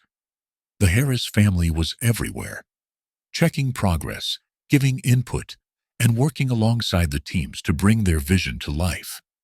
Luke stood in what would soon be the recreational room, holding a blueprint and pointing out adjustments to a construction worker. The kids need plenty of light here, he said, gesturing toward the large windows. It should feel open and welcoming. The worker nodded, making notes. Ava entered the room, carrying a tray of water bottles. Don't forget to stay hydrated, she said with a smile, handing one to Luke. You've been running around all morning. Thanks, Mom, Luke replied, taking a bottle. He glanced around the room, imagining it filled with laughter and life. It's really coming together, isn't it? Ava placed a hand on his shoulder. It is. And it's all because of you, Luke. You've turned an idea into something real. In the weeks that followed, the foundation began to take shape. The old classrooms were transformed into dormitories, each one furnished with sturdy beds, colorful bedding, and personal lockers. The gymnasium, once an echoing space of disrepair, became a multi-purpose hall for activities and events. A new kitchen was installed in the cafeteria, its modern appliances gleaming under bright lights. Luca took a personal interest in designing the library, selecting bookshelves and seating arrangements that would make the space cozy and inviting. He spent hours curating a collection of books, from educational materials to novels and picture books. Books were my escape when I was on the streets, he explained to Samuel as they unpacked boxes of donations. I want the kids to have a place where they can dream, learn, and lose themselves in a story. Samuel nodded, impressed by his son's thoughtfulness. You're creating something truly special here, Luke. Recruiting a team for the foundation was another critical step. Samuel and Ava helped organize interviews, but Luke insisted on being present for everyone. He wanted to make sure they found people who truly understood the foundation's mission. During one interview, a young social worker named Maya sat across from Luke, her expression earnest. Why do you want to work here? Luke asked, his tone serious. Maya hesitated for a moment before answering. Because I was one of those kids. I grew up in shelters and foster homes. I know what it's like to feel invisible, to think no one cares. If I can make even one child feel seen and valued, it'll be worth it." Luke's eyes softened as he nodded. "You're exactly who we're looking for," he said with a smile. The team grew quickly, each new hire bringing unique skills and perspectives. Counselors, teachers, and volunteers joined the foundation, all united by a shared commitment to helping street children. As the opening day approached, excitement and nervous energy filled the air. The foundation hosted a pre-opening event for the staff to familiarize themselves with the space and finalize preparations. Luke led the group through the building, explaining the vision for each area. "This isn't just a place to sleep," he told them. "It's a place to grow, to heal, and to find hope again. Every room, every program is designed with that in mind." The staff listened attentively, their admiration for Luke evident. Despite his young age, he spoke with a passion and wisdom beyond his years. One evening, as the final touches were being added to the building, Luke sat on the steps outside, gazing at the illuminated sign that read, "Harris Foundation for Street Children." Ava joined him, carrying 2 cups of hot cocoa. "Can't sleep again?" she asked, handing him a cup. Luke shook his head. "There's so much to think about. What if something goes wrong? What if we can't help as many kids as we hope to?" Ava wrapped an arm around his shoulders. "Luke, you've already done more than most people ever dream of. Even if we help just one child, it will be worth it. But I know this will be so much bigger than that." Luke leaned into her embrace, comforted by her words. "Thanks, Mom. I just want to make you and Dad proud." "You already have," Ava replied, her voice filled with emotion. The final week before the opening was a blur of activity. Donated toys and clothes were sorted, lesson plans were finalized, and the kitchen staff prepared menus for the first week. Luke, though exhausted, was energized by the thought of the children who would soon fill the building. On the last night, the family gathered in the recreational room for a quiet moment of reflection. Samuel raised a glass of sparkling cider. "To Luke," he said, his voice proud, "you've turned a dream into reality. This foundation is a testament to your strength and compassion." Luke blushed, feeling the weight of their support. "I couldn't have done it without you," he said. "We're a team." As they clinked glasses, a sense of accomplishment and anticipation filled the room. Tomorrow, the doors would open, and their vision would come to life. The morning of the grand opening dawned bright and clear. The Harris family arrived early, ensuring every detail was perfect. By the time the event began, a large crowd had gathered. Local officials, community members, reporters, and most importantly, children and teenagers who would soon call the foundation home. Luke stood at the entrance, greeting each guest with a smile. He felt a mix of nerves and excitement as he prepared to deliver his opening speech. When the time came, he stepped up to the podium, the crowd falling silent. "I was one of you," he began, his voice steady. "I know what it's like to feel invisible, to wonder if anyone cares. But I'm here to tell you that you're not alone anymore. This foundation is for you. A place where you can feel safe, learn, and dream again." His words resonated deeply, drawing applause and even a few tears from the audience. When he finished, Samuel and Ava joined him on stage, their pride evident. As the ribbon was cut and the doors opened, Luke felt a surge of joy. Children flooded into the building, exploring the spaces he had worked so hard to create. Laughter echoed through the halls, a sound that filled Luke's heart with hope. Standing with his parents, watching the foundation come to life, Luke knew they were just beginning. This was the first step in a journey that would change countless lives. The grand opening of the Harris Foundation for Street Children had officially begun. and the atmosphere buzzed with a blend of excitement, curiosity, and cautious optimism.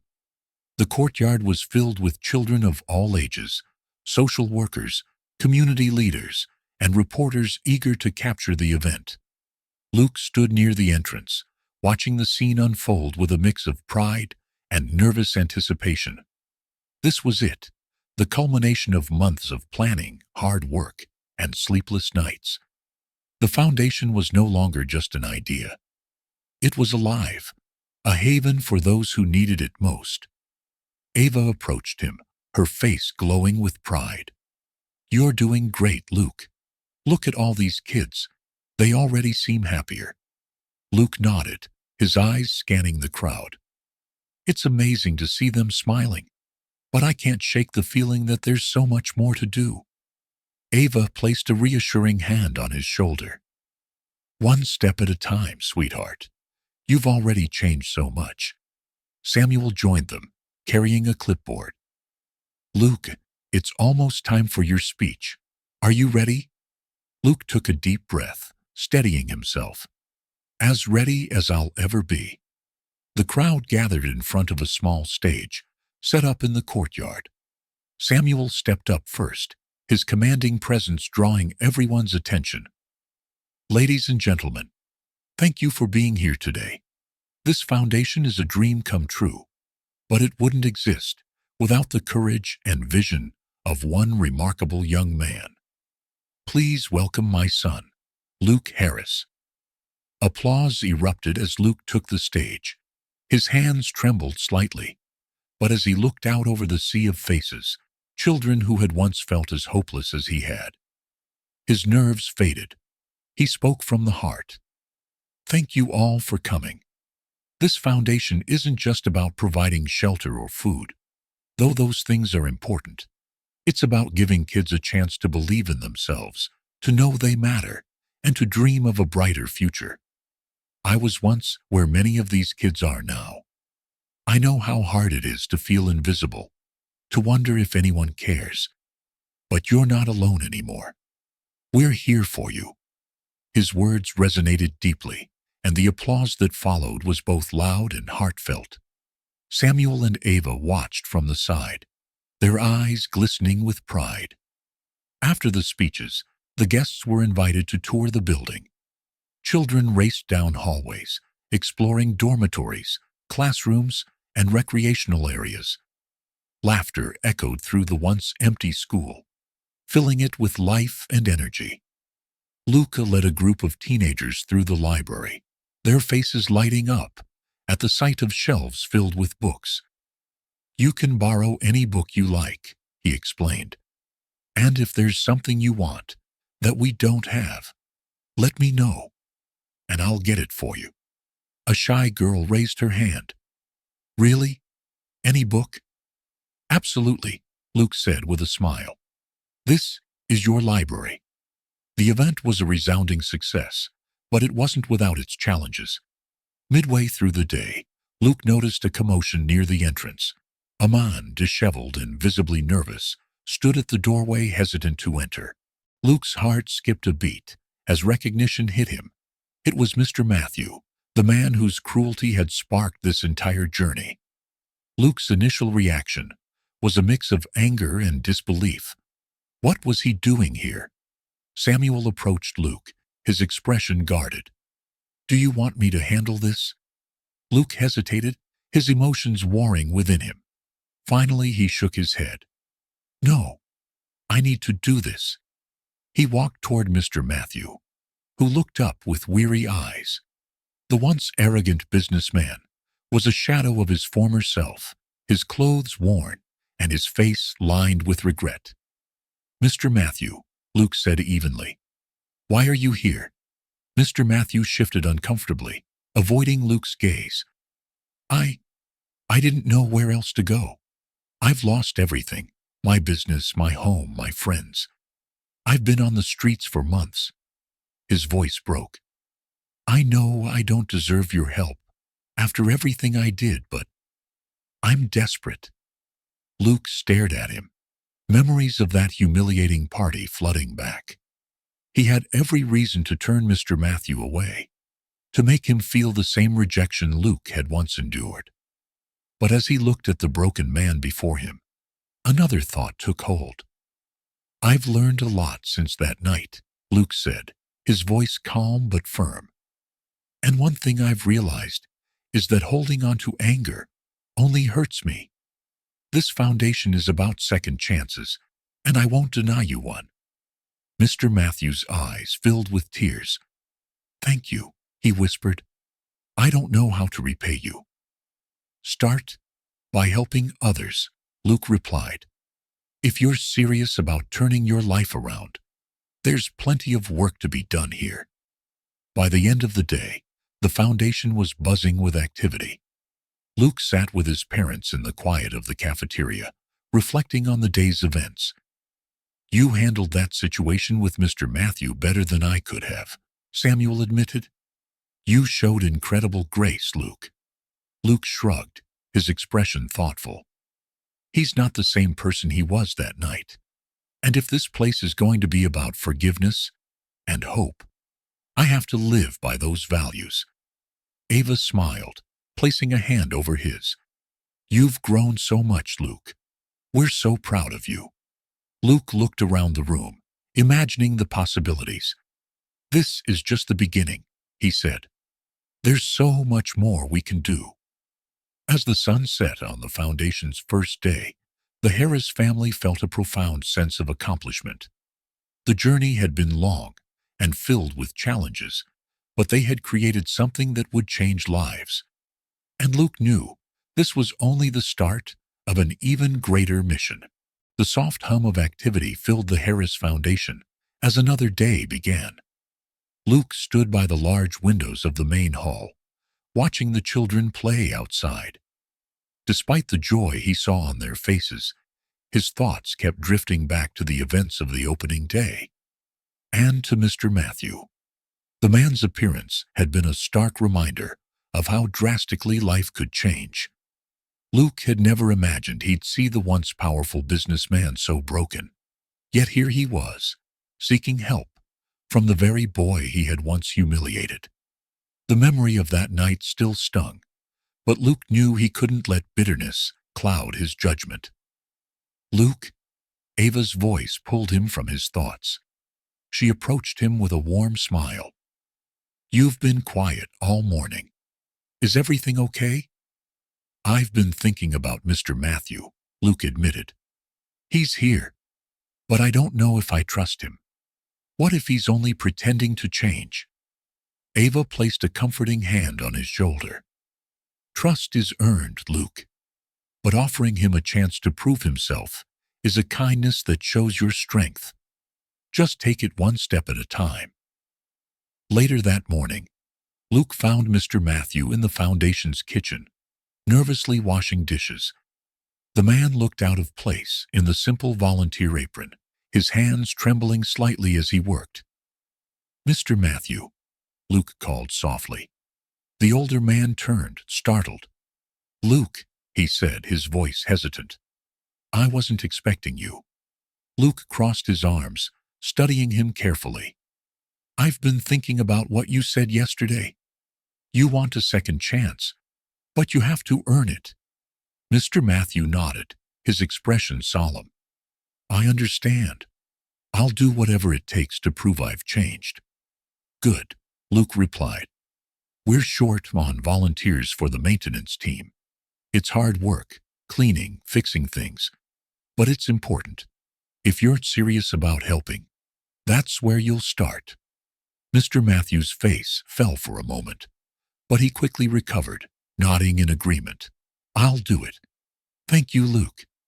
The days that followed were grueling for Mr. Matthew. Accustomed to a life of luxury, he now found himself scrubbing floors, repairing broken furniture, and even cleaning out the foundation's garbage bins.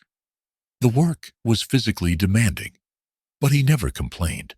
He worked alongside the other volunteers, many of whom were skeptical of his presence. One afternoon, while painting a classroom wall, Mr. Matthew noticed Miguel, a young boy who had recently joined the foundation, watching him intently. "Why are you staring at me, kid?" Mr. Matthew asked, wiping sweat from his brow. Miguel hesitated, then spoke bluntly. "You don't look like someone who should be here. Why are you working so hard?" Mr. Matthew sighed, leaning against the wall. "Because I made a lot of mistakes, and I'm trying to make up for them." "Like what?" Miguel pressed, his eyes narrowing. "Like hurting people," Mr. Matthew admitted. "I thought I was better than others because I had money and power. But I was wrong. Now, I just want to help." Miguel studied him for a moment before nodding. "If you're trying to be better, I guess that's good."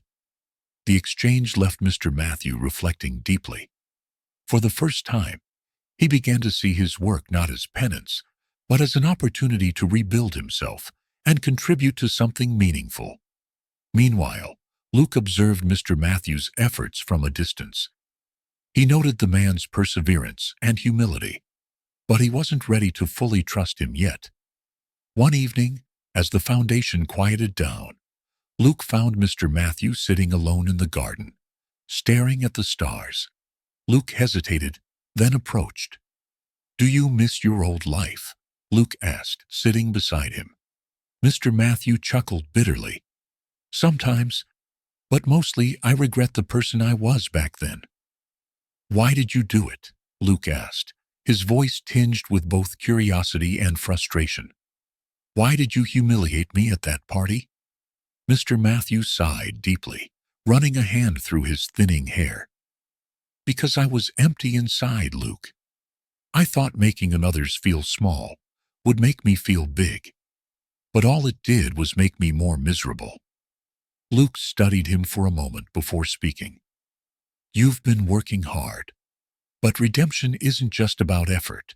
It's about proving you've changed, showing that you care about others." "I know," Mr. Matthew replied. "I don't expect forgiveness. But I want to be better. Not for anyone else. For myself." Luke nodded slowly. "Then keep doing what you're doing. Actions speak louder than words."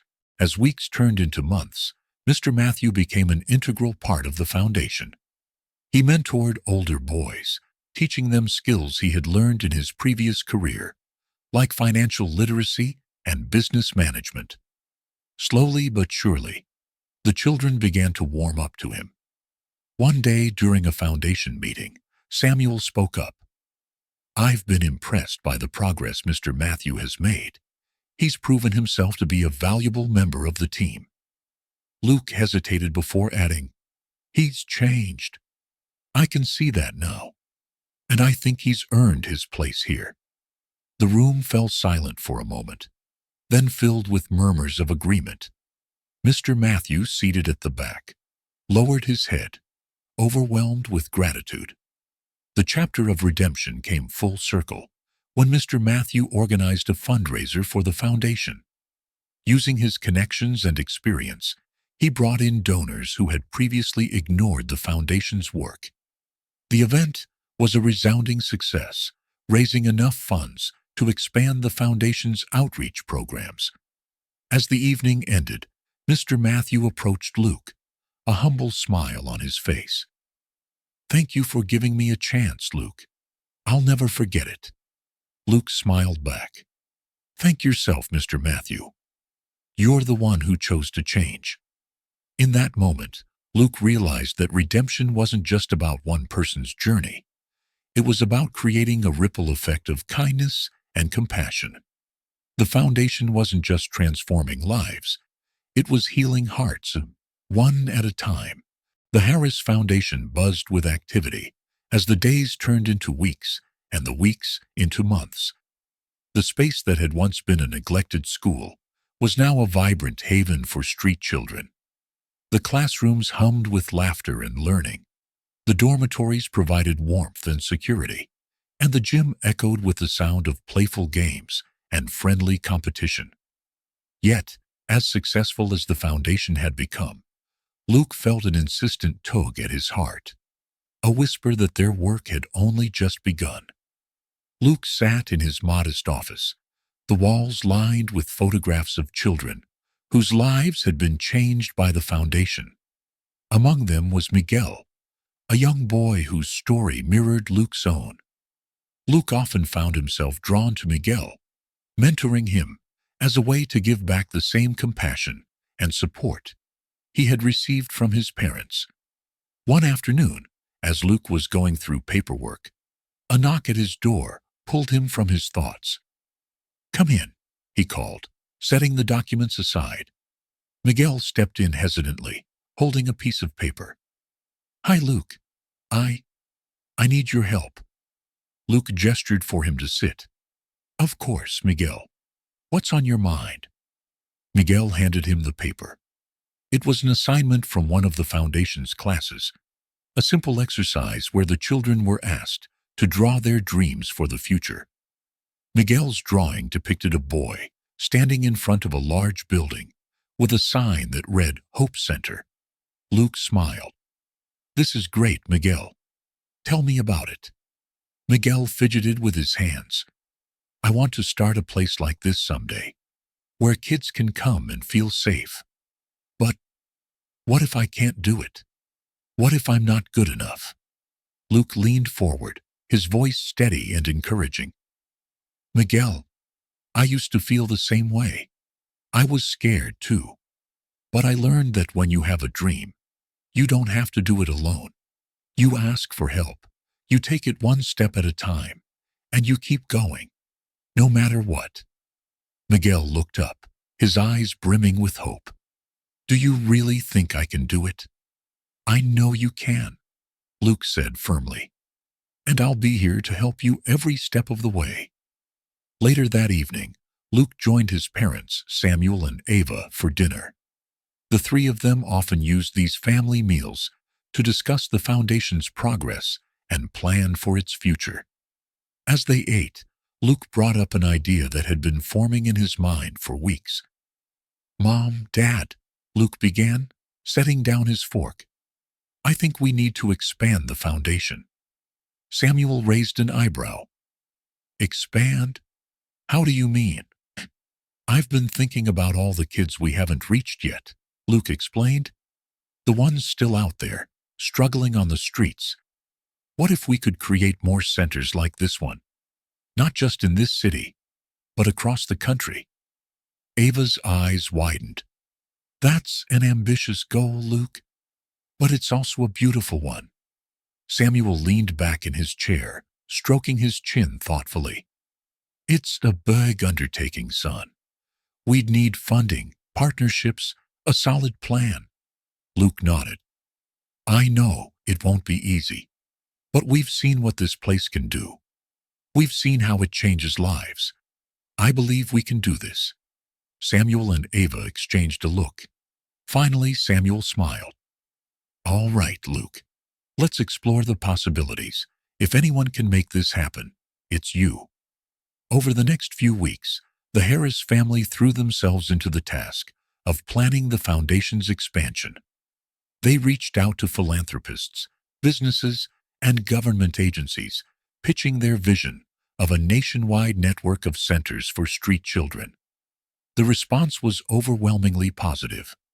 People were moved by Luke's story and inspired by his determination. Donations began pouring in, and partnerships were formed with other organizations that shared their mission. But with success came challenges. As the Foundation grew, so did the logistical and administrative complexities. Luke found himself navigating unfamiliar territory, from managing budgets to coordinating with regional teams. The pressure was immense, and there were moments when he doubted himself. One such moment came during a meeting with potential investors.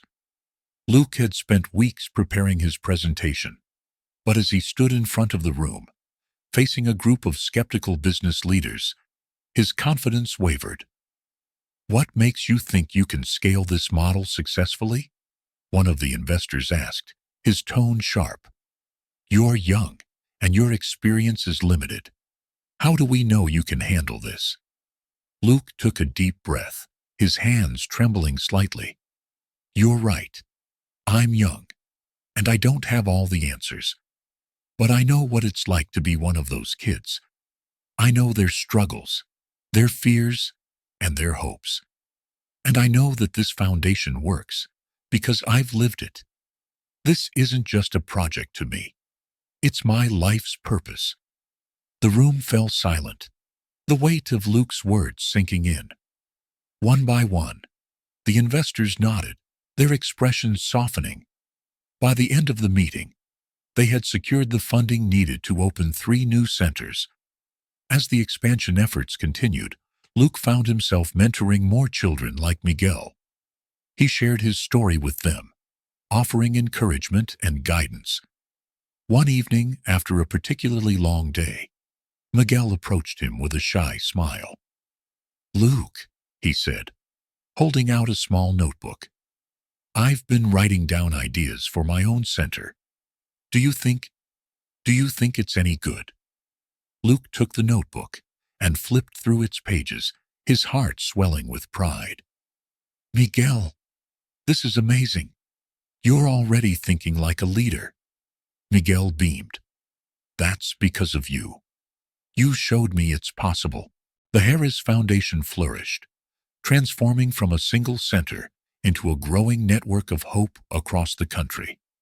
The vision that had once seemed distant was now tangible, with hundreds of children being given the chance to rewrite their stories.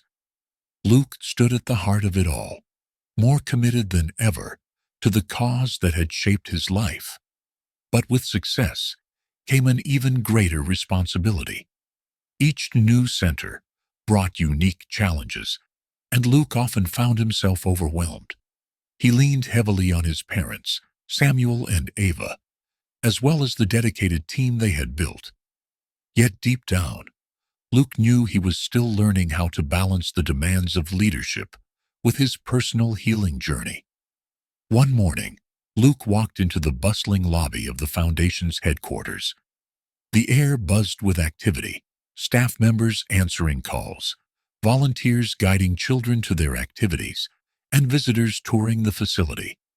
Among them was Miguel, now one of the Foundation's youth ambassadors. "Luke," Miguel called, hurrying over with a wide grin. "You have to see this." Miguel led Luke to the recreation room, where a group of teenagers was gathered around a whiteboard. They were brainstorming ideas for a community outreach program. Luke listened as they excitedly shared their thoughts, impressed by their creativity and passion. "You've built something incredible here," Miguel said, his voice filled with admiration. "It's not just a foundation, it's a family." Luke smiled, his heart swelling with pride. "It's because of all of you. Your voices, your stories. They're what make this place special." Later that day, Luke met with his team to discuss the Foundation's next steps. The agenda was packed with ambitious goals, expanding to underserved areas, increasing funding, and strengthening partnerships. As the meeting progressed, Luke noticed a sense of unease among the team members. "Something's on your minds," he said, leaning forward. "Let's hear it." One of the coordinators hesitated before speaking. "Luke, we all admire your vision and dedication, but we're worried about the pace. Expanding too quickly could stretch our resources and impact the quality of our programs." Luke nodded, appreciating their honesty. "I hear you," he said. "Growth is exciting, but it has to be sustainable. Let's take a step back and reassess our priorities." The team spent the next few hours refining their plans, focusing on quality over quantity. By the end of the meeting, the mood was optimistic, and Luke felt a renewed sense of purpose. That evening, Luke visited one of the Foundation's newer centers. He was there to meet Miguel, who had taken on a leadership role in mentoring younger children. As Luke entered the center, he was struck by the warmth and energy that filled the space. Miguel greeted him with a hug. "I want to introduce you to someone," he said, leading Luke to a quiet corner where a boy sat hunched over a notebook. "This is Raphael," Miguel said. "He's been with us for a few weeks. He's a little shy, but he's incredibly talented." Luke crouched down to Raphael's level. "Hi, Raphael. I'm Luke. Miguel tells me you're an artist." Raphael hesitated before showing Luke his sketchbook. The pages were filled with detailed drawings of cityscapes and portraits. Luke was amazed by the talent and depth in the boy's work. "These are incredible," Luke said sincerely. "Have you ever thought about sharing your art with others?" Raphael shook his head. "No one's ever cared about what I can do." "Well, we care," Luke said, placing a reassuring hand on Raphael's shoulder. "And we're going to make sure the world sees how amazing you are." As the weeks passed, Luke worked closely with Miguel and Raphael to organize an art exhibit featuring work from children at the foundation. The event became a celebration of resilience and creativity, drawing attention to the talents of children who had often been overlooked. On the night of the exhibit, the foundation's main hall was transformed into a gallery. Guests marveled at the artwork, each piece accompanied by a short story about the artist's journey. Raphael's sketches were a highlight, and he beamed with pride as attendees praised his work. "This is just the beginning for you," Luke told Raphael during the event. "Your art has the power to inspire and connect people." Raphael's eyes sparkled with determination. "Thank you, Luke. I finally feel like I belong." Meanwhile, the foundation's growing reputation caught the attention of a major philanthropic organization. They reached out to the Harris family, expressing interest in partnering to expand the foundation's reach even further. Samuel and Ava were thrilled, but Luke felt a mix of excitement and apprehension. He knew the partnership could bring immense opportunities, but it also meant navigating the complexities of working with a large organization. During the meeting with the organization's representatives, Luke presented the foundation's mission and impact with passion and clarity. He emphasized the importance of preserving the foundation's core values even as they scaled their operations. The representatives were impressed. "Your commitment to the children is evident," one of them said. "We're excited to work with you and help bring your vision to life." As the foundation prepared to take this next step, Luke reflected on how far they had come. He thought about the boy he used to be, the boy who had scavenged for food, dreamed of a better life, and found a family in the most unexpected way. One evening, as the sun set over the city, Luke and Miguel sat on the roof of the foundation's main building. The view was breathtaking, with the lights of the city stretching out before them. "Do you ever think about how much has changed?" Miguel asked, his voice quiet. "Every day," Luke replied. "And I'm grateful for all of it, the good and the bad. It's what brought us here." Miguel nodded. "You've given so many of us a second chance. I hope I can do the same someday." "You already are," Luke said, smiling. "And you'll do even more in the future."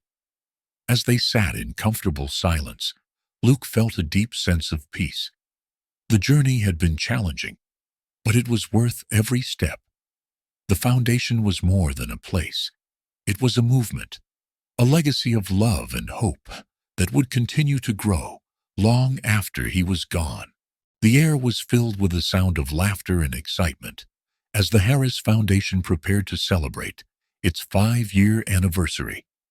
The once abandoned school that had become the foundation's first home now stood as a beacon of hope, its walls adorned with murals painted by the children whose lives it had transformed. Luke stood in the main hall, watching as children and families gathered for the celebration. He marveled at how much had changed, not just for the foundation, but for himself. The street boy he used to be felt like a distant memory, yet the lessons he had learned during those years were etched into every corner of his heart. The event began with a video montage showcasing the foundation's journey.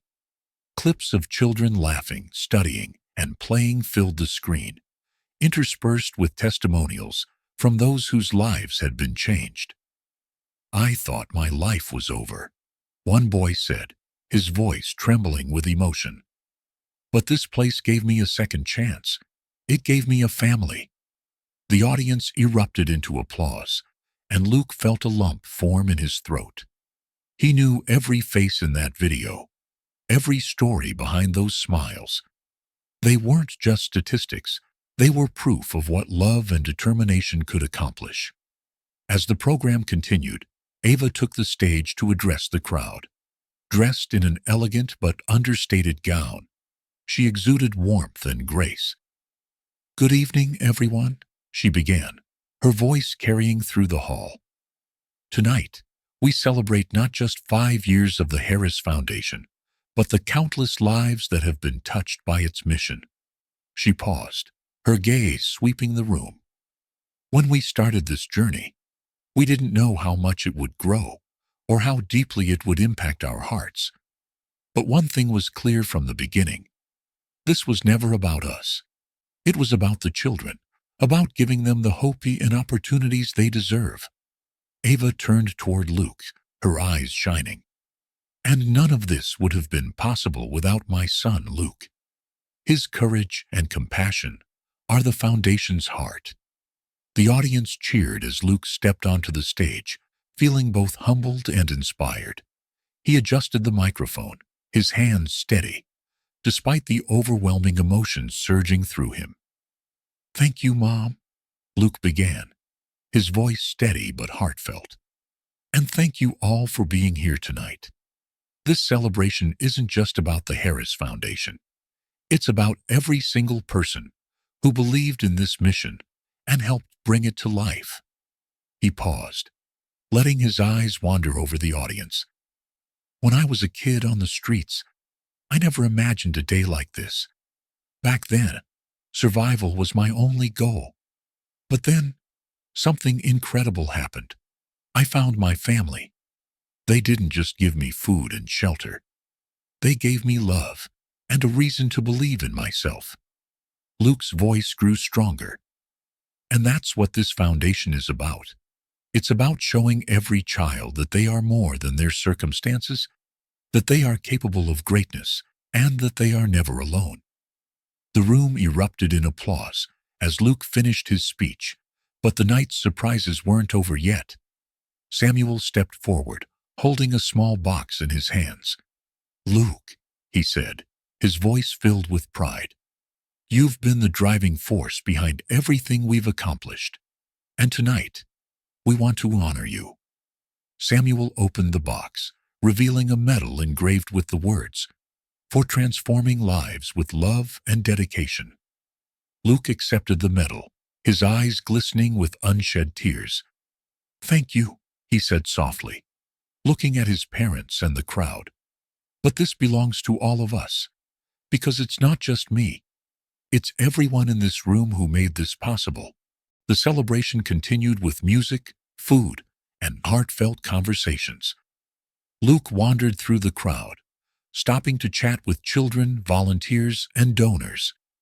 Each interaction reminded him of the foundation's purpose and the importance of continuing its mission. In a quiet moment, Luke found himself on the balcony, looking out at the city lights. He thought about all the challenges they had faced, the late nights, the doubts, the heartbreaks, but he also thought about the victories, the smiles, and the countless lives that had been changed. A voice interrupted his thoughts.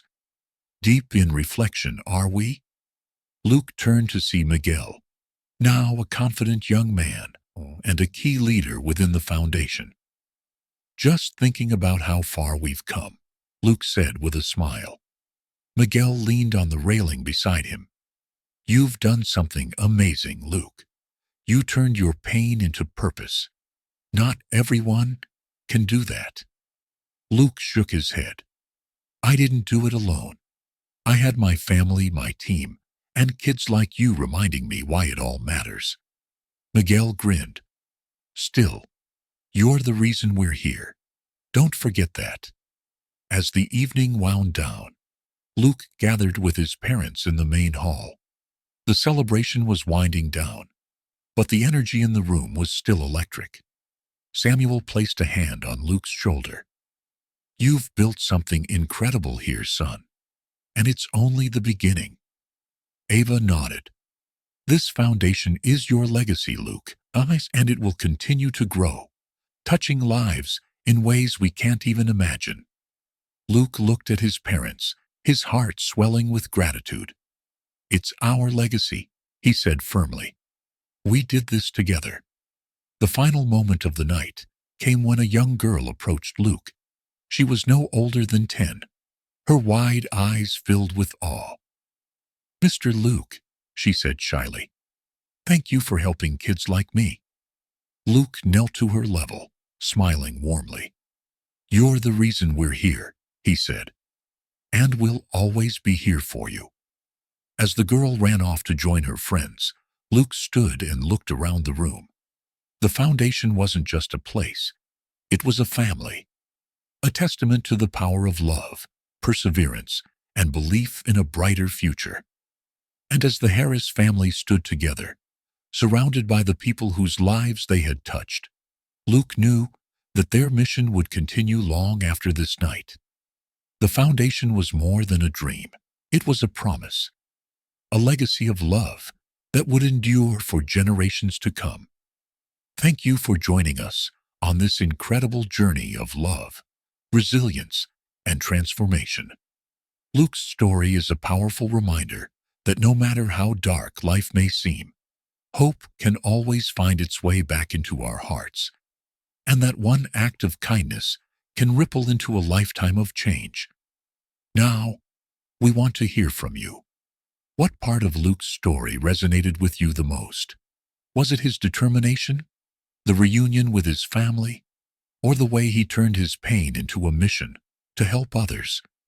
Drop your thoughts in the comments below. We read every single one, and your words mean the world to us. If this story inspired you, make sure to hit the subscribe button and turn on notifications so you'll never miss another heartfelt tale. There's so much more to come, and we can't wait to share more stories that will touch your heart, ignite your spirit, and remind you of the power of human connection. Stay tuned. Our next story is just around the corner. And trust us, you won't want to miss it. Until then, remember, kindness is free, and it changes everything. See you soon.